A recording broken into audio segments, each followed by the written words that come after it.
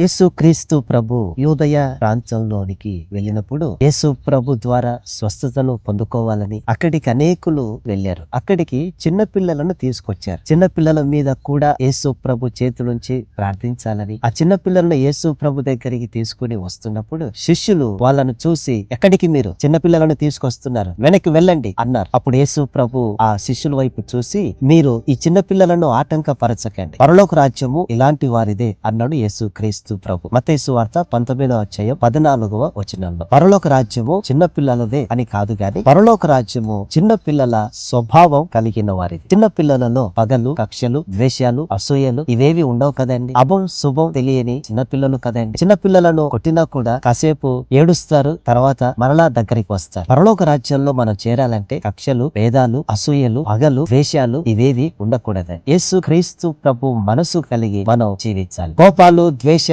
కక్షలు, అసూయలు, పగలు ఇవన్నీ పెట్టుకొని మనం ఎంత సేవ చేసినా, మనం ఎన్ని సంవత్సరాలు మందిరానికి వెళ్ళినా ఇవి మనలను పరలోక రాజ్యానికి చేర్చలేవు. కనుక కోపాలు, పగలు, ద్వేషాలు, కక్షలు ఇవన్నీ మనలో నుంచి తీసివేసి యేసు ప్రభు కలిగి ఉన్న ఆ ప్రేమను, యేసు ప్రభు కలిగి ఉన్న ఆ క్షమాపణను, యేసు ప్రభు కలిగి ఉన్నటువంటి మంచితనాన్ని మనం కలిగి బ్రతకాలి. చిన్నపిల్లల స్వభావాన్ని మనం ఎప్పుడైతే కలిగి జీవిస్తామో అప్పుడే మనం పరలోక రాజ్యంలో చేరగలం. ఒకవేళ ఇప్పటికే కక్షలు, భేదాలు, అసూయలు, పగలు ఉన్నట్లయితే ప్రభు సన్నిధిలో ఒప్పుకుందాం. చిన్నపిల్లల స్వభావాన్ని మాకు దయచేయి ప్రభువా అని వేడుకుందాం. పరలోక రాజ్యంలో మనం అందరం ప్రభుతో కలిసి జీవించుదాం. అట్టి ధన్యత దేవుడు మనకు అనుగ్రహించును గాక. ఆమేన్.